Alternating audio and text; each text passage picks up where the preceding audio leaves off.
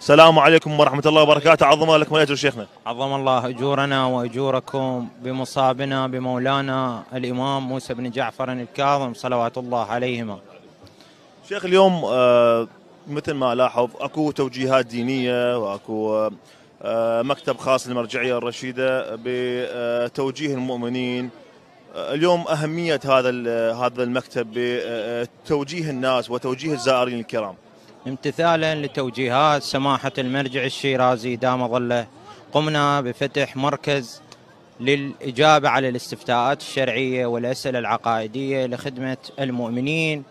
فحقيقة دور المبلغين له دور هام جدا، خصوصا مع أداء جميع المؤمنين جزاهم الله خيرا في مدينة الكاظمية المقدسة وما حولها بوظيفتهم بالخدمة بالطعام والإسكان وما شاء الله من الخدمات المتنوعة، كأنها بل الحقيقة هي هكذا جنة الإمام الكاظم عليه السلام.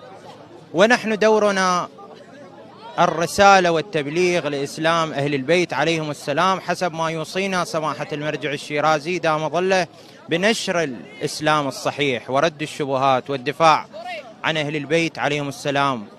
وهذه الإرشادات والتوعيات خصوصا في زمان كثرة الشبهات والتشكيكات على الدين والعقيدة، فالمسؤولية عظيمة، ولكن نسأل من الله أن يتقبل من جميع المؤمنين هذا التعب وهذا الجهد الإعلامي جهد عظيم جدا، الجهد الخدمي على كافة صنوفه، الجهد الأمني، وجميع الأخوة المؤمنين جزاهم الله خيرا قد ساهموا بإنجاح هذه الزيارة العظيمة المليونية الاستثنائية في هذا العام المبارك. نسأل من الله أن يعجل في فرج مولانا صاحب العصر والزمان، وأن نكون جميعا في خدمته، وأن يتقبل منا ومنكم هذا القليل إن شاء الله. الله يعزكم ويبارك بكم.